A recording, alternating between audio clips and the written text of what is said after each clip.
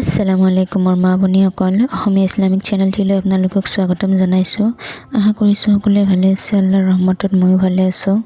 আজি আমি শিকিম ৰমজানৰ ৰোজাৰ নিয়ত আৰু ইফতাৰৰ দোৱা অসমীয়াত আৰু আৰবীত কেনেদৰে কৰিব। মই দুয়োটা নিয়মতে আপোনাক শিকাই দিম। আপোনাৰ যোনটো সুবিধা হয় সেইটো মাতিব।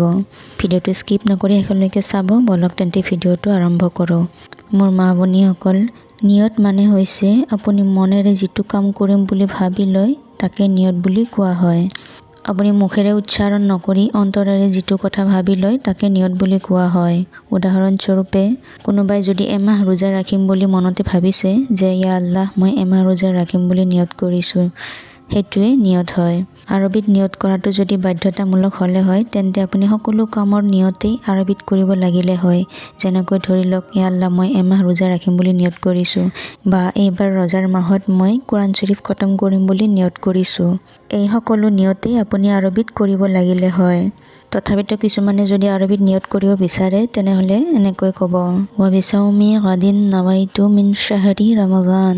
মই আপোনালোকক সহজকৈ শিকাই দিছোঁ, আকৌ এবাৰ কৈ দিছোঁ, ৱা বিছাউমি গাদিন নাৱাইতু মিন শ্বাহৰি ৰমজান। আৰু যিসকলে অসমীয়াত নিয়ত কৰিব বিচাৰে তেওঁলোকে ক'ব, ইয়া আল্লাহ মই আজি ৰোজাটো ৰাখিম বুলি নিয়ত কৰিছোঁ।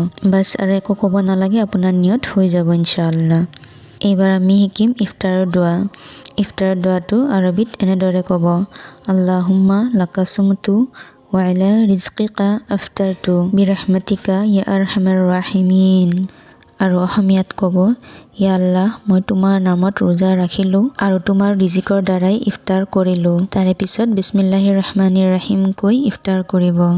আপোনাৰ যেনেদৰে সুবিধা হয় আপুনি তেনেদৰে নিয়ত কৰিব। কিবা বুজি নাপালে কমেণ্টত জনাব। মোৰ কাৰণে দোৱা কৰিব। আসসালামু আলাইকুম। এনেকুৱা ভাল ভাল ভিডিঅ' আগলৈ চোৱাৰ বাবে আমাৰ চেনেলটো ছাবস্ক্ৰাইব কৰিব। কাষতে থকা বেল আইকনটো প্ৰেছ কৰি দিব। কিবা জানিবলগীয়া থাকিলে কমেণ্টত জনাব। ভিডিঅ'টো যিমান পাৰে শ্বেয়াৰ কৰিব। আপোনাৰ এটা শ্বেয়াৰৰ কাৰণে হয়তো কোনোবাৰ উপকাৰ হ'ব পাৰে। আসসালামু আলাইকুম।